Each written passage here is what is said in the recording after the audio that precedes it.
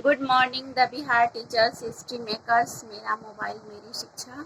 इस मंच से जुड़े सभी शिक्षकों को मेरा हार्दिक अभिनंदन, मेरा प्रणाम। मैं फिर से एक सुविचार के साथ उपस्थित हूँ आप सबके समक्ष, जो इस प्रकार है। जीवन में सुखी रहने के लिए दो शक्तियों की आवश्यकता होती है। पहला सहन शक्ति और दूसरा समझ शक्ति।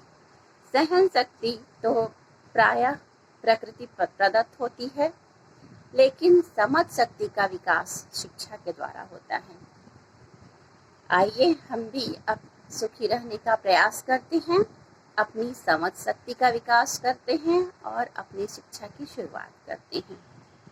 पिछले वीडियोस में हमने मनुष्य के परिवहन तंत्र के अंतर्गत हृदय की संरचना और क्रियाविधि के बारे में पढ़ा था। आज हम परिवहन तंत्र के तीसरे अवयव रक्त वाहिनियों की बात करेंगे। रक्त वाहिनियां या ब्लड कैपिलरीज रक्त की काफी पतली महीन नलियां होती हैं, जिनसे होकर रक्त का प्रवाह हमारे शरीर के विभिन्न अंगों में, कोशिकाओं में होता है। रक्त वाहिनियां तीन प्रकार की होती हैं। पहली धमनी, दूसरी शिरा और तीसरी रक्त केशिकाएं। आइए पहले हम धमनी के बारे में बात करते हैं। तो धमनी वह रक्त वाहिनियां हैं जो हृदय से रक्त लेकर शरीर के विभिन्न अंगों तक जाती है। धमनी हमेशा शुद्ध रक्त का परिवहन करती है। शुद्ध रक्त अर्थात ऑक्सीजनेटेड ब्लड, जिसमें ऑक्सीजन उपस्थित होता है। लेकिन अपवाद है फुफ्फुस धमनी, पल्मोनरी आर्टरी। पल्मोनरी आर्टरी या फुफ्फुस धमनी से अशुद्ध रक्त का परिवहन होता है। यह फुफ्फुस धमनी हृदय से अशुद्ध रक्त को लेकर फेफड़े तक जाती है। धमनियों की दीवार मोटी होती है, लचीली होती है और कपाटहीन होती है। रक्त वाहिनियों का दूसरा प्रकार है शिरा। शिरा विभिन्न अंगों से रक्त को लेकर हृदय तक आता है। सभी शिराएं हमेशा अशुद्ध रक्त का परिवहन करती हैं, लेकिन अपवाद है फुफ्फुस शिरा। फुफ्फुस शिरा शुद्ध रक्त का परिवहन करता है। यह फेफड़े से रक्त को लेकर हृदय तक आता है। शिरा की दीवारें पतली होती हैं और कपाट युक्त होती हैं। इसके अंदर हृदय की ओर खुलने वाले कपाट होते हैं, जो रक्त के प्रवाह में मदद करते हैं। रक्त वाहिनियों का तीसरा प्रकार है रक्त केशिकाएं, जो अत्यंत महीन पतली नलियां होती हैं। ये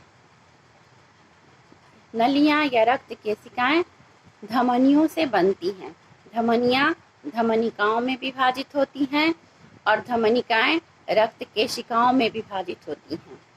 पुनः ये रक्त केशिकाएं जो हैं वह शरीर के सभी कोशिकाओं में रक्त लेकर जाती हैं, और जब वहाँ कोशिकाओं से यह रक्त केशिकाएं निकलती हैं तो ये मिलकर रक्त केशिकाएं मिलकर शिरिकाओं का निर्माण करती हैं, वेन्यूल्स का निर्माण करती हैं, और बहुत सारी शिरिकाएं मिलकर शिरा का अर्थात वेन का निर्माण करते हैं। रक्त केशिकाओं की दीवारें पोषक तत्वों, उत्सर्जी पदार्थ, ऑक्सीजन और कार्बन डाइऑक्साइड के लिए पारगम्य होती हैं। ये सभी पदार्थ रक्त केशिकाओं की दीवार के आर पार जा सकते हैं।